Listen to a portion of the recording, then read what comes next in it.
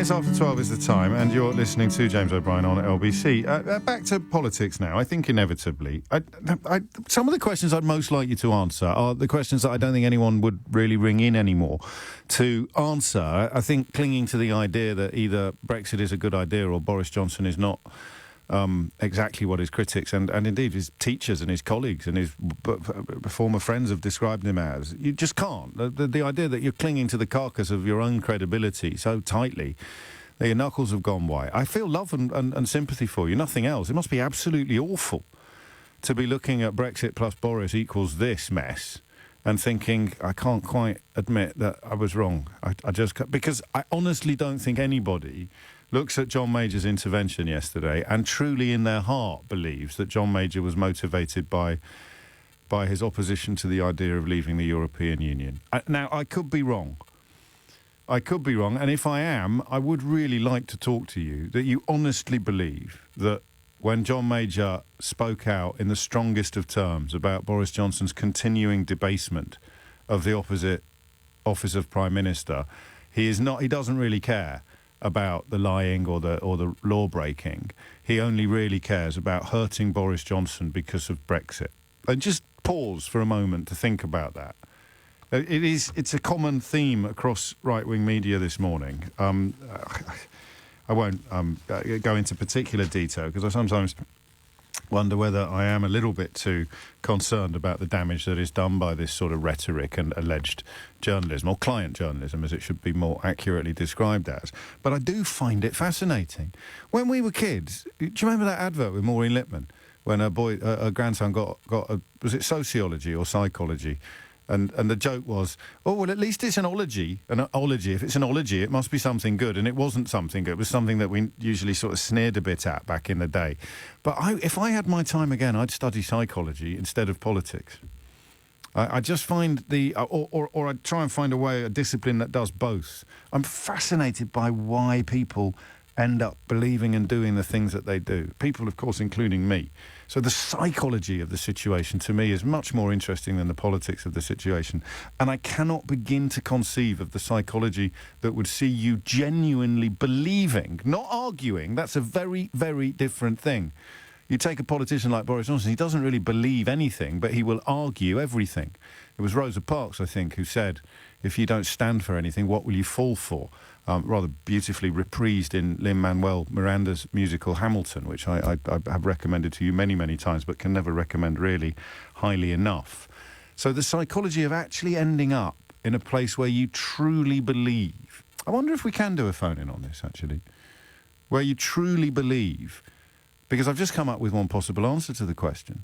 When you truly believe that John Major's condemnation of Boris Johnson has nothing to do with Boris Johnson's continuing debasement of the office of Prime Minister, with his lies and his evasions, his law-breaking, his rule-breaking and his parties. And you have got to a place where you truly believe that John Major is motivated solely by sour grapes about Brexit. I think perhaps this might be part of the Owen Paterson play.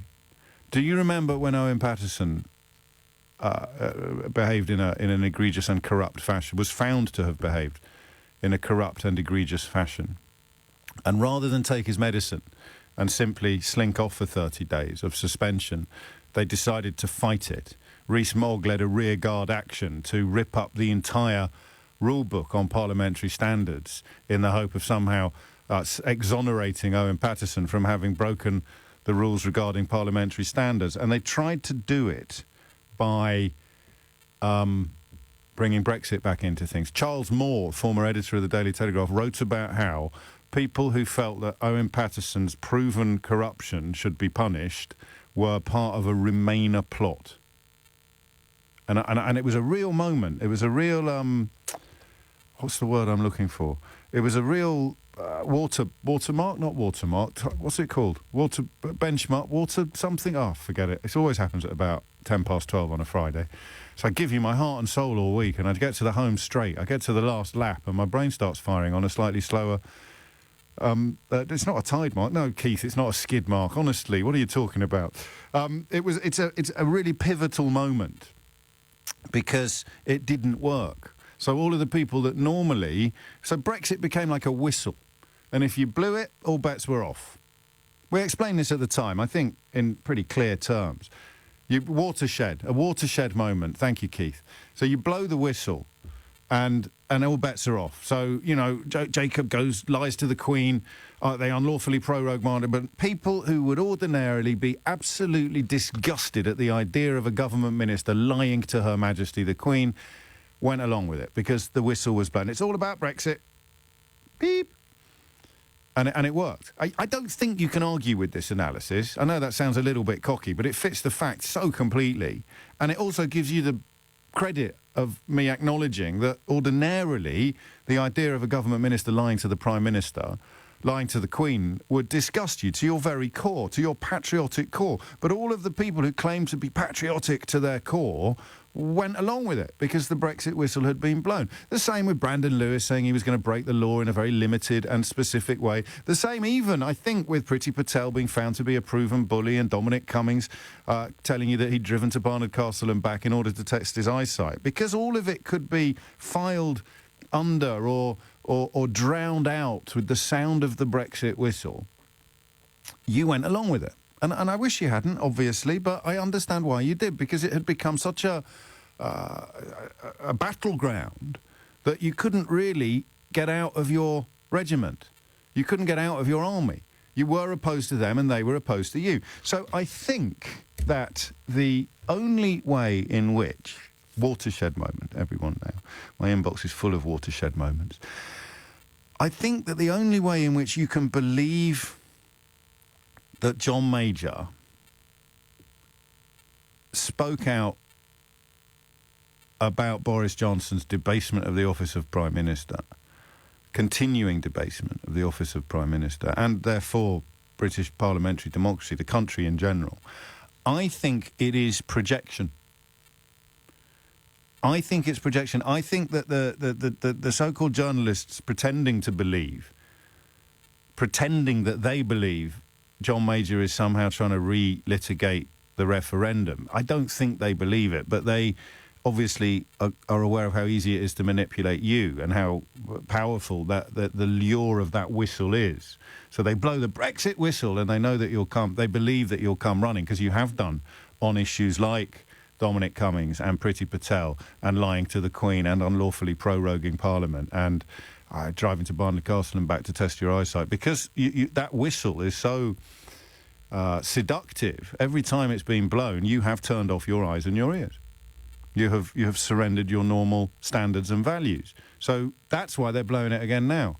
So John Major, and it's astonishing when you think about it, because John Major is a former Conservative Prime Minister, an election-winning Conservative Prime Minister, and he has spoken in the strongest of terms about one of his own Conservative successors in Downing Street. And in almost every other circumstance, that would be a moment of epic jeopardy for the Conservative Party. That would be the precise point at which even the most Marjorie Taylor Greenish of UK politicians would turn around and think, do you know what? Things have gone too far.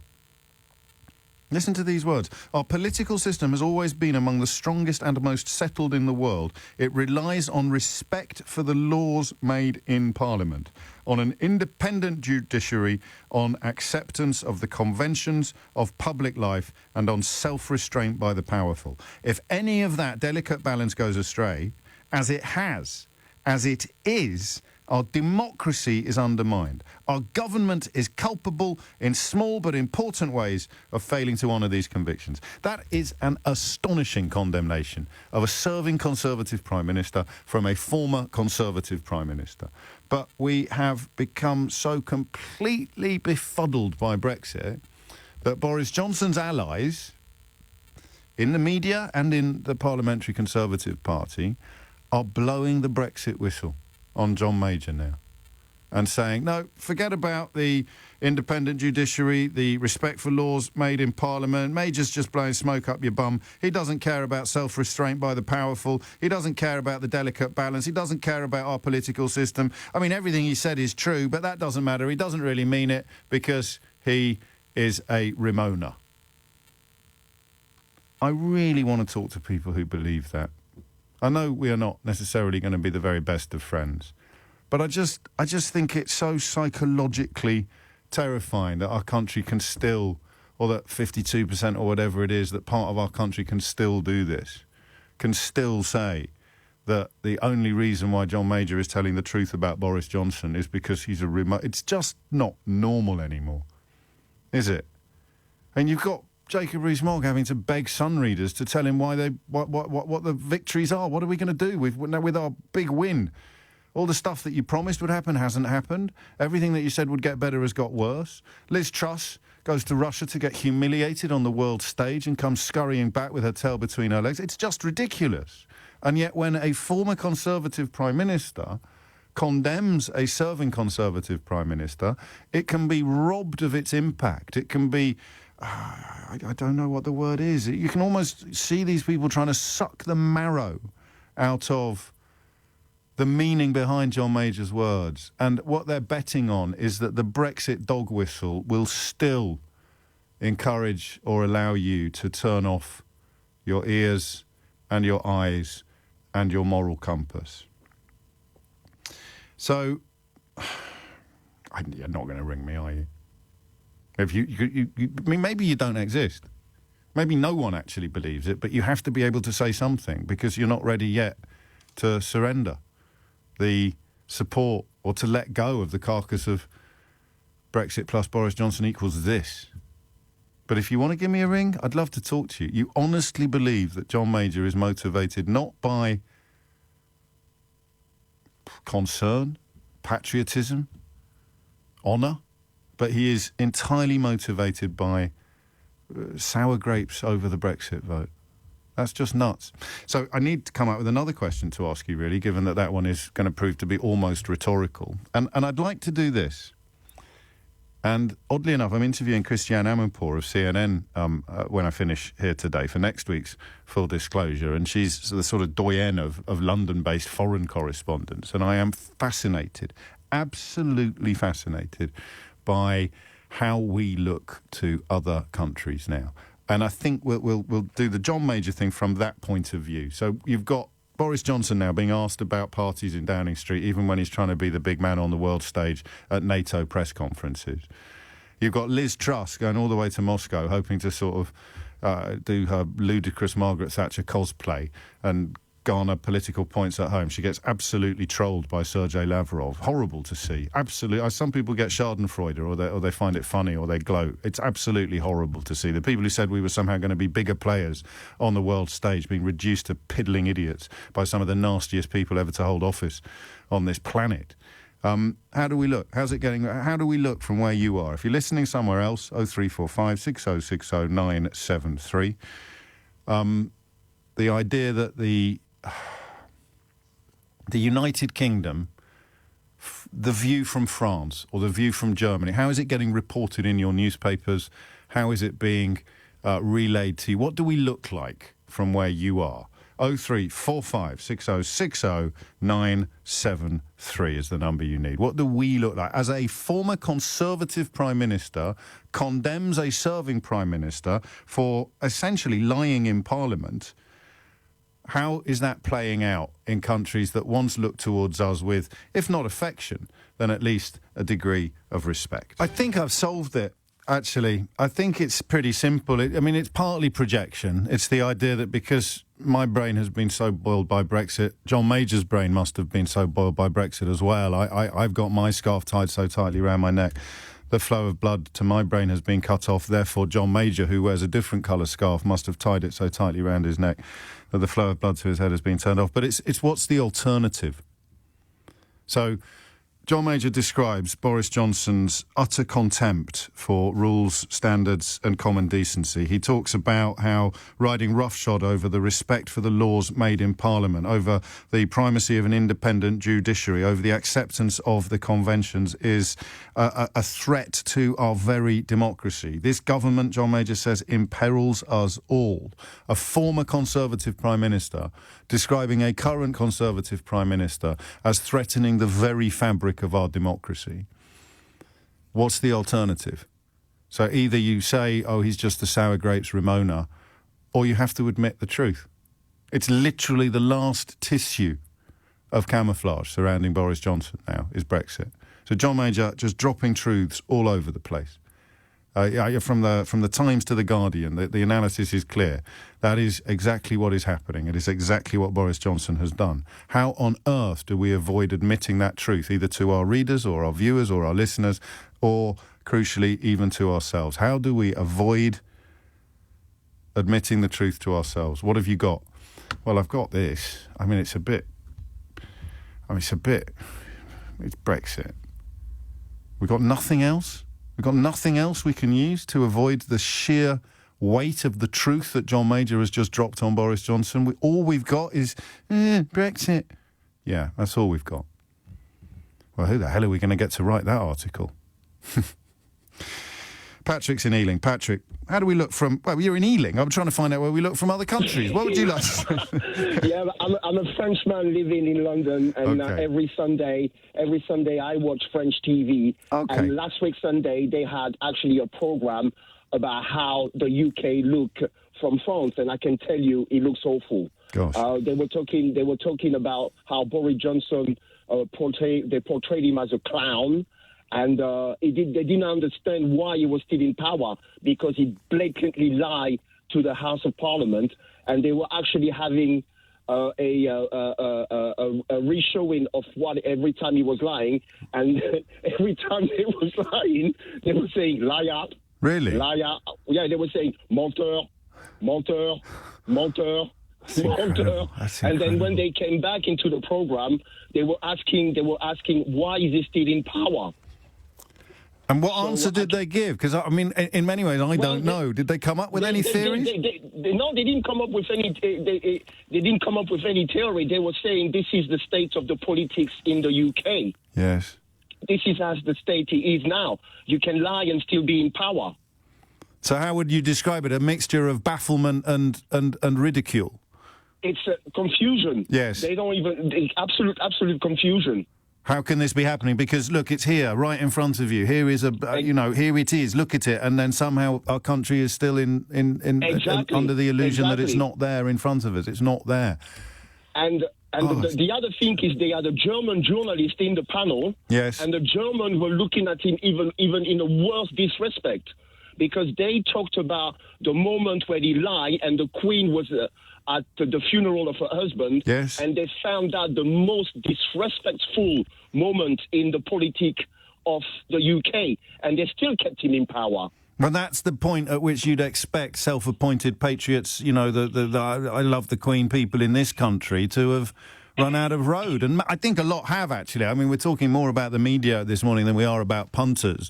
But the weight of the Conservative Party is still largely behind him. A few decent people finding the conscience to speak out. But that, you just, all these little milestones, Patrick, the picture of the Queen, you'd think, well, that's got to be the end now. They were having parties Especially, I mean, France is not a royalist country. Of course. But they do respect the Queen a You lot. can say that again. But this, I think that really affected the psyche of most of the journalists in France, especially in Germany. Yeah. How he could lie when they had this famous picture of the Queen by himself, you know, at the funeral of a 70-year-old husband being buried. They couldn't understand that. And then they're putting it up You on know. French television with a whopping great question. How the hell can this be happening to the United Kingdom? 26 minutes after 12 is the time. Thank you, Patrick. Phil's in Diemelstadt in Germany. Phil, what can you tell us? Hi. I'm just listening to your comments earlier about how we feel Yes. about... how do we look from there? Ridiculous, to be honest. Yeah. And that's since 2016. I've spent all those years, since 2016, trying to explain Brexit to people here in Germany. How do you get on with that? Failed miserably. Can I give you a tip? Yeah. You just talk about the feelings. It's got nothing to do with the facts. It's about how it yeah. made people, and you know that already. But then the Germans come back to you with their Vorsprung durch Technik sensibilities and say to you, but how could they possibly believe that by doing that this would happen? How could they possibly not understand that being in the single market means that they won't be able to do that anymore? That kind of conversation. That's exactly the conversation that I've been having. Yeah. And even the small community of ex-British people that live in this area. Yes. I'm the only one that's ex-forces. Okay. All the others moved here through business or whatever. Or family. And a lot of them voted former Conservative voters. Sure. And they all just hang their head in shame. And John Major is a former Conservative Prime Minister. He comes out and tells very simple and unvarnished truths, and the attempt to resurrect Brexit is the only thing they've got in their locker now, the only thing they've got to defend Boris Johnson against absolutely fact-based criticism from a former Conservative Prime Minister. Those are the bits I can't get past, Phil. He's a former Conservative Prime Minister, and now, look, here's Zach Goldsmith, the professional heir and serial political failure, tweeting about it. A stale old corporatist who delivered 7 years of autopilot government and a thumping defeat at the polls and is still struggling to come to terms with the country's decision to leave the EU. John Major's intervention has zero to do with COVID rules or democracy. It's incredible. Yeah. I was actually looking yesterday on Wikipedia how many Conservatives have left the Conservative Party MPs over the last 10 years, and it's amazing. Actually, just walked away, not being shown the door by. Well, they were cold as well. Don't forget the back end of 2019, they got rid of everybody who was essentially telling the truth about Boris Johnson and ultimately Brexit. So there's Zach Goldsmith, lost 3 elections in 4 years, got a seat in the House of Lords, thinking that he gets to lecture John Major on the importance of democracy. And that's the point, isn't it? You sit there, presumably, as someone who's been put in the House of Lords by Boris Johnson and regularly lends him a holiday home. You sit there and think, how the hell am I going to defend this? I can't defend... Zach Goldsmith can't be that stupid. How do I defend this? How do I defend this? John Major is a former Conservative Prime Minister. Every single thing he's said about Boris Johnson is true.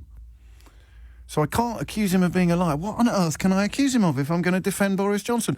I can accuse him of not really caring about the things that he's complaining about and using the truth that he's telling as a convenient stick with which to hit Boris Johnson. And that's where the internal dialogue eludes me slightly, because the voice in your head that says, don't go there, mate, that's pathetic. And it's so transparent. And it's so obviously wrong. And you might as well tattoo liar across your forehead. Because, of course, when you defend a liar, you have to become a liar yourself. So Zach Goldsmith is lying there about John Major's motivations, pretending in public to believe that John Major is only telling these horrible, horrible truths about Boris Johnson because somehow he's cross about he's struggling to come to terms with the country's decision to leave the EU. Do you think we'll be doing this in 50 years? Do you think that we'll have gone full Trump and we'll be here in 10 years' time with a Prime Minister who routinely eats children live on television, and anyone who complains is only doing so because they lost the referendum in 2016? I don't know. I mean, seriously. Zach Goldsmith, he seemed all right, didn't he? Before he ran for mayor and went down the racist dog whistle route, he seemed like a nice bloke. I met him a couple of times. And here he is now, reduced to lying in public for Boris Johnson. Maybe that was a condition of accepting a seat in the House of Lords, lecturing you about democracy, having lost 3 elections in 4 years. And now maligning a Conservative Prime Minister for having the audacity to tell inalienable and irrefutable truths about the debasing of the office of Prime Minister by a Conservative Prime Minister. Tim Humphries here with your headlines. 12:34 is the time, and we kind of didn't run through the litany of scandals over which Cressida Dick had presided during her time as Commissioner of the Metropolitan Police, but one of the nastiest was the case of Daniel Morgan, the report into which found the Metropolitan Police to be institutionally corrupt. And we will be catching up with Daniel's brother Alistair, who has campaigned tirelessly for justice for his murdered brother, hopefully before the end of today's programme. I thought I'd give you a quick heads up on that. The time is 12:35. The phone lines are open. The question is various, really. I mean, people genuinely believe that John Major is motivated to issue a clarion call to protect British democracy from Boris Johnson's escalating dissolution. And he's motivated only by Brexit sour grapes. I don't know how you build that bridge. I don't know how I reach you if you've fallen for that crud. But you're going to have to give your head a wobble at some point. And the second element of this hour is, how do we look from where you are? Josh is in Brussels. How do we look from Brussels, Josh? Hello, James. Hello, How Josh. are you? Very well, thank you. I just want to commiserate with you with Kidderminster Harriers. Yes. I watched the whole game and I thought it was fantastic. Yes. You should be proud of them. Should be proud. I'm unspeakably proud of them. Unspeakably Good. proud of them. Telford tomorrow. I've got to get back in the saddle, lads. Alfreton next week. Actually, I think it's a Tuesday night game as well. But hey ho, on we go. Indeed. So I'm actually at the point now where I'm kind of getting tired of the whole thing. So I kind of look. Yeah. I'll give you an example. So do you remember how we looked on when America elected Donald Trump Yes. as their president? Well, I remember how we looked on. You have to remember that there were plenty of people here, including in the Conservative Party in Parliament, who thought it was wonderful and brilliant. It's funny you should mention that because I have a view, but I'll come back to that. But we looked on in bemusement, befuddlement and amusement when he first got the job. That's how... I've been in Brussels this week and I've been in Amsterdam this week. Okay. That's how the UK looks to most people that I spoke to in Belgium and in the Netherlands over the last week. When Boris Johnson came yesterday to Brussels, I think it was Brussels, for the NATO meeting. There was no news coverage on either Belgian channels or the Netherlands channels. There was coverage of Macron's visit, and there was coverage of the German Chancellor going to see Biden. Right. Not a single news bulletin, and I stayed up very late to try and see if they were going to squeeze it in. They didn't. And I think it's at the point now where people are just looking in amusement, and it's embarrassing. It is embarrassing, and people, you can't really go out and sort of say, be proud to be British at this moment in time. Are you trying to tell me that Brexit has not prompted a domino effect and that countries will be following us out of the European Union at a rate of knots, Josh? Strangely enough, James, I am.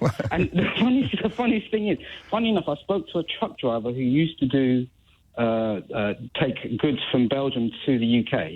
He's actually stopped. He said, I stopped. As soon as I knew that the new laws are coming in January, I just decided it wasn't worth it, and I looked at the numbers, and he's got 3 or 4 other colleagues who've got truck companies. They're just not going to start delivering. They're just going to stop. They're not taking orders. They just decided to stop. And this business will find a way through, but we will be denuded and diminished and diluted, and everyone will pretend that we're not. It's just crazy, and it is. There's no Schadenfreude then. There's no sort of... No, I don't think so. I think people are more very concerned about the path that the UK has taken. And the constant question you get is, why is it happening? What's going on? Yes. So you end up... And what do you say in answer to that? Because I don't really have an answer to that. Well, I tend to say that the people that drove the whole Brexit debate are still in power. And I have a theory. I have a theory that... Quickly, because I've got Alistair Morgan waiting on the other line. The Conservative Party that we now see is not the Conservative Party that we knew. Oh, clearly. It's very similar to what happened in America with the Republican Party, whereby it was kind of, let's call it an insurgent force inside the Republican Party based on the Tea Party, has kind of taken control of the Republicans. And I have a feeling that's very similar. If you look at the way Boris Johnson behaved, it's very similar sort of thing. And that loyalty becomes almost primeval. You know, it is just my leader, right or wrong, and now we've got wrong, and people like Zach Goldsmith having to claim that John Major is the one that is operating under questionable motives, while Boris Johnson is a stand-up guy. I mean, imagine that. Imagine how... just framing that thought, never mind putting it out into the public sphere. Josh, thank you. I'm moving on only because, as I mentioned a moment ago, Alistair Morgan is waiting on the line. Alistair, as you will know, spent decades campaigning for justice for his brother Daniel, who was murdered with an axe in a pub car park in Sydenham, and suspicions pretty much from the very start that there was collusion, if you like, between members of the media and the police service. And I think you first came into contact, Alistair, with Cressida Dick in about 2012? That's correct, James. Yeah, exactly. And how did you find her? Well, it was a very difficult meeting, James, because at that point, we were seeking a judicial inquiry into the police's handling of the case. And Theresa May, who was the Home Secretary at the time, said, "Look, I'm not making a decision until I get a report from the police about how the trial, why the recent prosecution collapsed." Yes. Now, we waited a whole year for the Met to produce that report, and it was presented to us in 2012 by Cressida Dick and another senior officer. And I remember we were given 30 minutes to look at it before we could question the police. And my solicitor, who was with me, said to me, one of my assistants could have prepared this report in 3 weeks, he said, and they'd taken a year. And I then gave it, well, I was so furious with, Dick was the representative of the MPS that was standing in front of me, and I was furious. And I remember giving her a very sharp rundown on what we'd been through over, by that time, this was about 25 or 30 years we'd been dealing with the Met, and it was a very unpleasant meeting, shall we say that. Your sense was that she wasn't interested in serving justice for Daniel. She was interested in protecting the Met, or am I misreading no, I you? mean, the reading I got was a stony face. You know, it wasn't. Okay. It was nothing. It was just a blank, stony face. And then after that, when the panel was eventually formed, quite soon after that, it had been going for about 9 months, and quite soon after that, the panel had to be reconstituted because the then chair of the panel had entered into a secret communication with Cressida Dick because she wanted, I don't know who initiated, I'm sure it must have been her that initiated it, because she wanted only him to see certain papers. Right.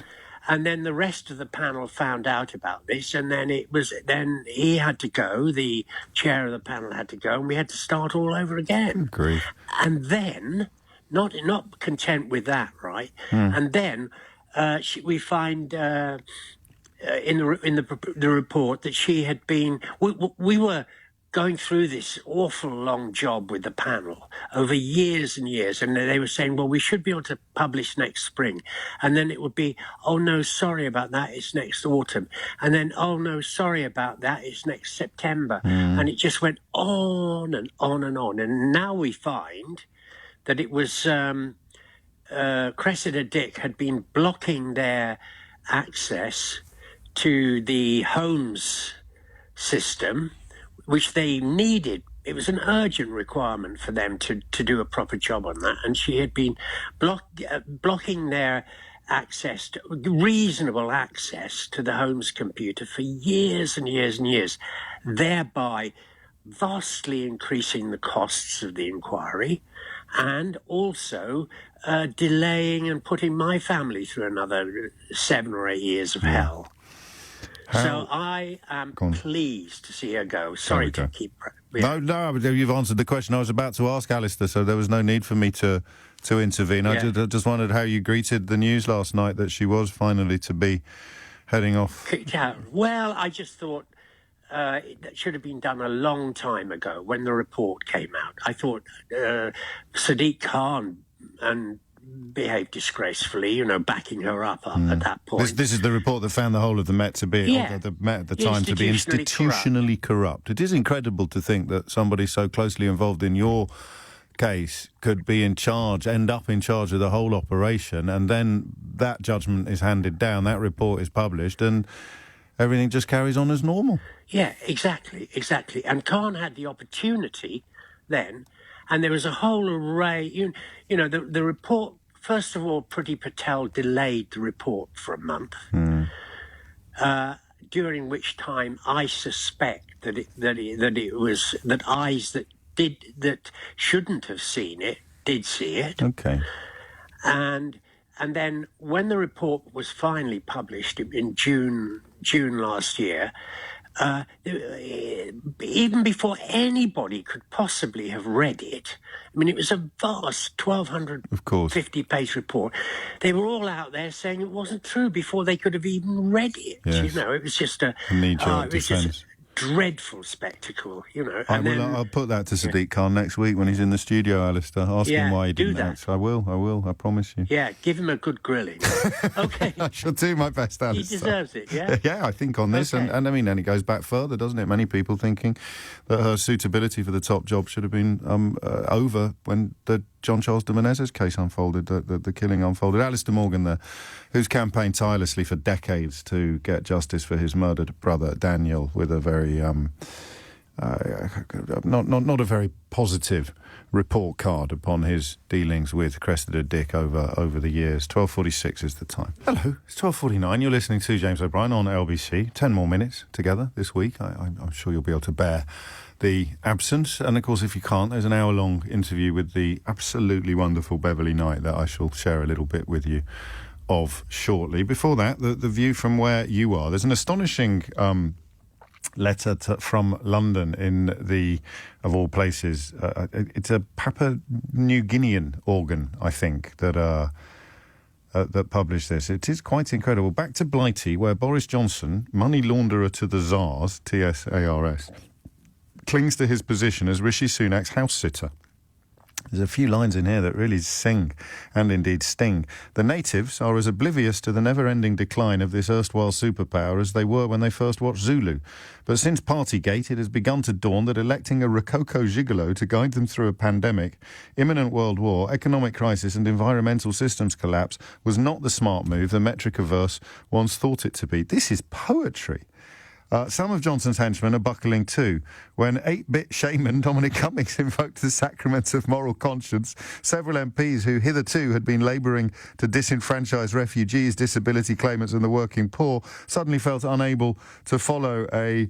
I'm not going to say that phrase, and began the brutal defenestration rite of licking Basildon Bond envelopes and giving them to Graham Brady. I'll just retweet that. That is one of the most... that's just magnificent writing, absolutely magnificent. And we haven't even mentioned, have we, Liz Truss's... Well, we've mentioned it, but we haven't gone into detail on Liz Truss's humiliation on the world stage. Sergei Lavrov said to Liz Truss, "You recognise Russia's sovereignty over Rostov and Voronezh regions, don't you?" Truss replied that the UK never recognises Russia's sovereignty over those regions, before Deborah Bonnert, the British ambassador, intervened to explain that the regions were actually in Russia, not Ukraine. That's your Foreign Secretary Liz Truss there, being trolled in public, on tape, by Sergei Lavrov. Lisa is in Oxford. I presume you're not going to give me the view from Oxford, Lisa. Where are you going to give me the view from? Hi, James. Hello. Thanks for answering me. I've been trying to talk to you so many times, and this is the lucky one. Fantastic. So I'm very nervous. Oh, don't be silly. It's only me. So, yeah, I am Brazilian. Yes. Oh. So, yeah. Yeah, you got it. So, yeah, I talk a lot to my friends in Brazil about what's happening here, and they are very much shocked. Not only, well, Brexit is by the by, Sure. but what is happening here, the level of corruption in the government, and how similar the speeches of the British politicians, mostly Boris Johnson, Yes. and the Brazilian politicians are alike. Gosh. Same kind of words, same construction of phrases. Really? Yeah, it is. And when I hear and I realize, I say, but I heard it in a dirty mouth in Brazil, a dirty politician mouth in Brazil. Yes. I heard the same speech, the same expressions, the same. Only from Bolsonaro we never hear "I'm sorry," but from other corrupt ones we do, and they're only sorry because they got caught. They are never really sorry, and it's the same. I'm even not ashamed anymore to say that I'm Brazilian.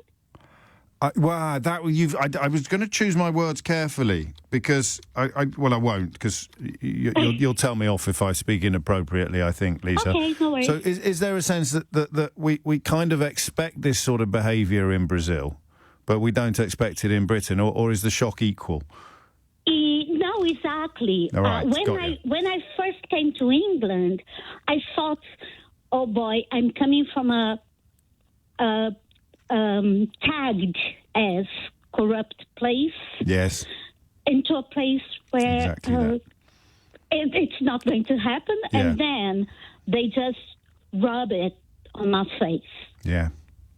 No, And and that's just heartbreaking to hear. So the idea that when you come here from Brazil feeling relief and optimism Yes. that you're moving into a much better climate politically, if not meteorologically, and then you watch as our Prime Minister sounds like a sort of a tribute act to Bolsonaro. Exactly. Oh dear. And it's really, really sad. I'm not it is British, sad. but I'm is in sad. love with England. Good. And I'm sure it's mutual. And I feel so sorry that all of this is happening. Yes, I think that's the most perfect way of putting it, actually. There's no schadenfreude because we're here. I mean, there's no joy in seeing it because it's happening to us, even though it's being done by others. Lisa, thank you. It was worth the wait. Well, for me at least, it was worth the wait for you to finally get on the programme. I hope it was for you as well. And I should have known. It's the secret Tory who wrote that pastiche letter from London to back to Papua New Guinea. Secret Tory 12 at Secret Tory 12 being one of my favourite Twitter accounts. I genuinely laugh out loud, hilarious. And speaking of Twitter accounts, I promised I'd give a shout to Fesshole, which is an anonymous list, well, just an anonymous bunch of confessions that are sent in and moderated. It's very well run, very, very, very well run, and some of it very, very rude. But I'm addicted to it, so I said I'd give that a shout as well, and now I have. That's at Fesshole.